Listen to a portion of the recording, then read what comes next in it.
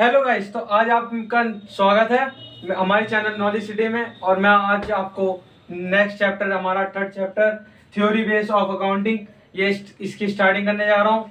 और ये चैप्टर बच्चों बहुत इंपॉर्टेंट है पेपर के पर्पज से। इसमें से पेपर में कम से कम 6 या 4 मार्क्स का आ ही जाता है, तो कृपया करके इस वीडियो को जरूर देखें ध्यान से। और आज की क्लास बहुत अच्छी होने वाली है, देखते हैं। तो जो हमारे थ्योरी बेस ऑफ अकाउंटिंग, तो इसके अंदर हम ना अकाउंटिंग के जो प्रिंसिपल थे, जो कैरेक्टरिस्टिक्स थी उनके बारे में, तो उनके बारे में पूरी चर्चा करेंगे, ठीक है। तो ये होते क्या क्या है, तो अकाउंटिंग के जो प्रिंसिपल थे ना हमारे, वो सडनली मतलब ये समझ लो कि गैप, इन अकाउंटिंग के जो प्रिंसिपल को हम एक और नाम से जानते हैं, गैप्स। तो गैप्स का मतलब होता है जनरली एक्सेप्टेड अकाउंटिंग प्रिंसिपल। तो ये जनरली एक्सेप्टेड मतलब ये ना सभी लोग अपना लेते हैं इन प्रिंसिपल्स को। इसमें हमारा ये हमारा सभी तरीके से अवेलेबल, ठीक है। तो हमारा दूसरा पॉइंट है, जो हमारे अकाउंटिंग के जो प्रिंसिपल है ना,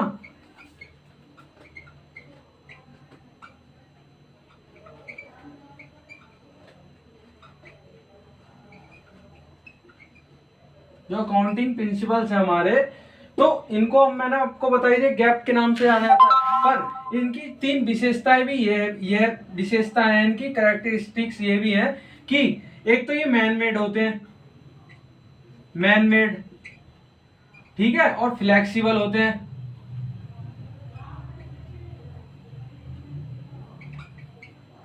एक तो मैन मेड होते हैं, फ्लेक्सिबल होते हैं, मतलब इनको परिवर्तन किया जा सकता है अपने अनुसार, ठीक है। क्योंकि मैन मेड एक तरीके से ये समझ लो, जैसे हमने पढ़ा अभी फर्स्ट चैप्टर पढ़ा था तब, कि हमने पढ़ा था कि अकाउंट्स एक आर्ट है, एक साइंस है, एक वो है। तो हम ये भी कह सकते हैं कि हम मैन मेड मतलब जो हम अकाउंट्स के जो प्रिंसिपल जनरली कोई मशीन या किसी केमिकल वगैरह से तो डाल के बनाए नहीं है। तो ये बनाए किस बेस पे है, तो ये मैन मेड है। क्या है? Man made. तो इसी को हम, और ये फ्लेक्सिबल है। और तीसरा क्या है हमारा, तो हमारे जो अकाउंट के प्रिंसिपल हैं वो जनरली एक्सेप्टेड भी है। तो मैंने आपको पहला पॉइंट भी समझा दिया, दूसरा भी समझा दिया, और तीसरा, तो ये एक तरीके से इसकी प्रिंसिपल्स की जो कैरेक्टरिस्टिक्स हो गई वो भी पूरी हो गई। उसके बाद तो इसी चीज से देखो कि गैप की हमारी जो मीनिंग आती है वो क्लियर हो जाती है।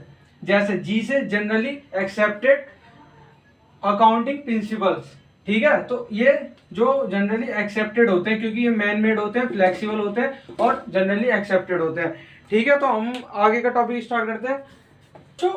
तो बच्चों, हमने ना जो अकाउंटिंग प्रिंसिपल्स थे इनको और अच्छे से समझने के लिए ना हमने इनको 2 भागों में डिवाइड कर दिया, कि अकाउंटिंग कॉन्सेप्ट्स और अकाउंटिंग कन्वेंशन, ठीक है। तो अकाउंटिंग जो कॉन्सेप्ट थे ना, वो हमारे फंडामेंटल अकाउंटिंग एजम्पशन पे आधारित थे।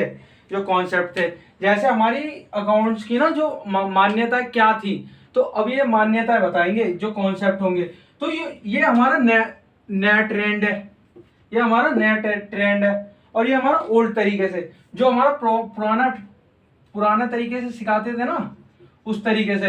तो इसी चीज को ना बाद में इन्होंने नई चीज में, तो इस चीज से हम बिजनेस की पूरी जान डिटेल लेते हैं। तो जो हमारा फंडामेंटल अकाउंटिंग एजम्पशंस है ना, वो इस चीज के बारे में। और हमारी जो एजम्पशन है वो हमारी 3 है।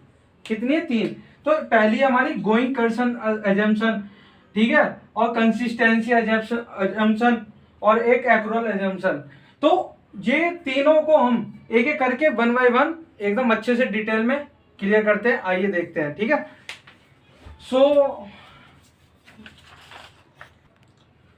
तो दोस्तों, हमारी जो गोइंग कंसर्न एजम्पशन थी, हम अब इसको 1 बाय 1 पढ़ने वाले हैं। तो कृपया करके अपनी अपनी कॉपी निकाल लीजिए, क्योंकि अब से जो स्टार्ट होने वाला है चैप्टर, उसी के वही पेपर में अधिकतर बार पूछा जाता है। तो इसीलिए बिल्कुल ध्यान से कॉपी में नोट कर लीजिए एक एक बात को। जो भी समझाऊंगा एकदम बिंदास तरीके से समझाऊंगा। तो देखते हैं, हमारा नेक्स्ट टॉपिक है जो हमारी गोइंग कंसर्न है ना, मतलब इसका मतलब क्या है हमारी इस एजम्पशन का। तो ये जो हम सोचते हैं हमारा जो बिजनेस है, हम सोचते हैं ना बिजनेस ये हमारा चलता रहेगा। गोइंग का मतलब क्या होता है? चलता। तो हम लोग क्या सोचते हैं कि हमारा जो बिजनेस है चलता रहेगा। तो अब हमने सोचा भाई हमारा जो बिजनेस है वो चलता रहेगा, तो हम ये थोड़ा सोचेंगे कि हम अभी से सोच के रख लिया जी कि हमारा ना बिजनेस अभी हमने स्टार्ट किया है या हमारे को फायदा नहीं हो रहा तो हम इसको बंद कर देते हैं। तो ऐसी इंटेंशन नहीं लानी ना हमारे को अपने माइंड में। तो हम पहले लाइन का हमारा मतलब यही है, the business will continue foreseeable future and there is no intention to close the business. तो हमने क्या सोचा कि जो हमारा बिजनेस है वो फ्यूचर में चलता रहेगा और ये कभी क्लोज नहीं होगा, हमने ये सोच लिया, ठीक है। तो हमारा जो सेकंड पॉइंट है, distinction between fixed asset and current assets are made become of this concept. मतलब इस कॉन्सेप्ट के अनुसार जो हमारी फिक्स एसेट होंगी, हम ये थोड़ा सोच लेंगे कि जो हमारी फिक्स एसेट है और करंट एसेट्स हैं कि हम इस जो हमने भाई बिजनेस में हमने जो फिक्स एसेट लगाई मशीनरी वगैरह कि हमारा बिजनेस बंद हो गया तो हम तुरंत हटा दें, ऐसा भाई नहीं। हम इनको तभी पैसा लगाएंगे जब हम अपने बिजनेस को आगे समय तक ले आने के लिए। तो हम क्या सोचेंगे कि जो हमारा बिजनेस है 1 साल से अधिक चलेगा तो हम इसमें इसे तब हम फिक्स एसेट के अनुसार देख सकते हैं। तो जो बेचते हैं हम रोज डेली की, तो उन्हें कहेंगे हम करंट एसेट। जो हमारी बिजनेस का गुड्स होंगी जिन्हें हम बेचने का काम कर रहे हैं, बेचने और खरीदने का काम कर रहे हैं, तो ये होंगी हमारी करंट एसेट है। तो और distinction between capital expenditure and revenue expenditure are made become of this concept.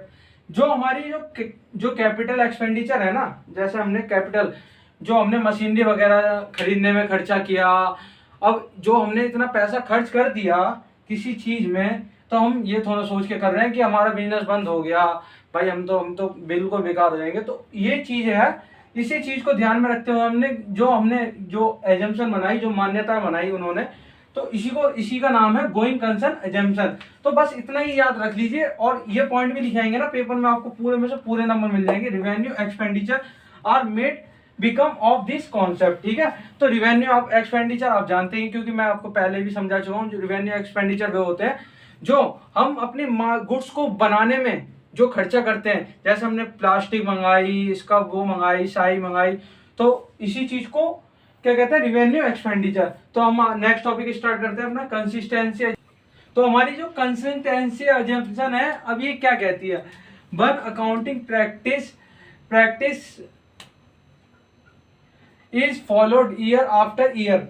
मतलब जो हमारा बिजनेस की जो हमने बनाई थी, ठीक है, तो हमने जो चीज से हम अपने ट्रांजैक्शन को रिकॉर्ड कर रहे हैं, तो हम समझते हैं ना कि हम हर साल उसी चीज से हम अपनी ट्रांजैक्शन को रिकॉर्ड करेंगे। तो इसी चीज को हमने क्या पढ़ा है कि कंसिस्टेंसी बनी रहनी चाहिए, कि एक चीज से जैसे हम पूरे साल पढ़ा है तो उसी चीज को, तो इसी चीज को हम आगे पढ़ेंगे हम एग्जाम्पल ऑफ डेप्रिसिएशन। अब एक हमारा डेप्रिसिएशन क्या होता है। अब डेप्रिसिएशन बच्चे अभी नए आए हैं तो अभी उन्हें पता नहीं होगा। डेप्रिसिएशन जैसे कोई वस्तु है हमारी और उसकी ना पुरानी हो गई या वो गिर गई या टूट गई, तो उसके कारण जो उसमें उसकी वैल्यू में जो कमी आई है उसे डेप्रिसिएशन कहते हैं, fall in value of asset. मतलब किसी भी कारणवश उसकी वैल्यू में जो भी कमी आई हो, तो इस चीज को हम पता लगाने के लिए हम 2 मेथड यूज करते हैं, SLM और WDV। तो इसको हम आगे क्लियर बिल्कुल डिटेल में पढ़ेंगे, पर अभी मैं आपको बस इसके बारे में बता रहा हूं। तो हम सोचते हैं ना कि या तो अगर हम बिजनेस कर रहे हैं तो या तो हम पूरे साल एक ही मेथड से करेंगे SLM, या अगर अगली साल हमें चेंज करना है तो हमें क्या करना पड़ेगा, accounting practice can be change only जब लॉ रिक्वायर्स। मतलब या तो हमारी लॉ, मतलब जो हमारा कानून होगा चेंज हुआ होगा, तब हम एक तो चेंज कर सकते हैं इसे, ठीक है। और इफ एज रिक्वायर्ड, मतलब अगर फर्म को ज्यादा ही जरूरत पड़ रही है इस चीज की तो इस तभी करेंगे। For better percentage financial presentations. तो इसका क्या है, हमारा जो फाइनेंशियल प्रेजेंटेशंस होती है ना, उनको देने के लिए अगर हमारे को चेंजेस करना पड़ रहा है, जैसे अगर SLM पूरे साल लगाया तो अगले साल से हम अगर WDV लगाना चाहते हैं तो हमें इसके थ्रू लगा सकते हैं। तो तो हमारा ये कंसिस्टेंसी एजम्पशन भी बच्चों आपको समझ में आ गई होगी। नेक्स्ट टॉपिक है हमारा, तो हमारी नेक्स्ट एजम्पशन थी एक्यूरल एजम्पशन। अब ये क्या चीज है, मतलब हमने, अब एक्यूरल का मतलब समझ लो कि हमने जैसे कोई गुड्स है, जैसे हमारी कोई वस्तु है भाई, हमारी कोई गुड्स है और हमने ना इसको सोल्ड कर दी, क्या कर दी, बेच दी दूसरे व्यक्ति को। तो बे की और उससे उसने बोला भाई मैं 3 मंथ्स बाद ना, मंथ्स बाद आपको पेमेंट कर दूंगा। भाई ये बोला मैं 3 मंथ्स बाद पेमेंट कर दूंगा आपको। तो भाई जब इनने कहा तो हमने कहा ठीक है। तो अब बच्चों के दिमाग में आ रहा होगा कि हमें जो अपनी रिकॉर्डिंग है नहीं, हमारा मान लो 1/4/2021 को महीना स्टार्ट हुआ, ठीक है, और वो 31/3/2022 को हमारा महीना वो हुआ। एंड तो हमने सोचा कि भाई ये ना गुड जो सेल हुई है, तो हम इसकी जब पेमेंट हो जाएगी तब इसको की एंट्री करेंगे या शुरू में एंट्री कर लेंगे। हमने मान लिया कि हमारी 1 नवंबर को हमारी जो ये थी कि वो सोल्ड हुई थी, ठीक है, तो हमारी जो ये हमने ये मान लिया। तो फिर हमने इस चीज को ही, a transaction is recorded books when it, जब takes place and not when जब द सेटलमेंट टेक्स प्लेस। मतलब इस लाइन का मतलब है कि ना जो हमने जो वो कर दिया हमने गुड्स से, तो जिस दिन हमने सेल किया ना उसी दिन हमारी एंट्री क्या होगी, रिकॉर्ड होगी।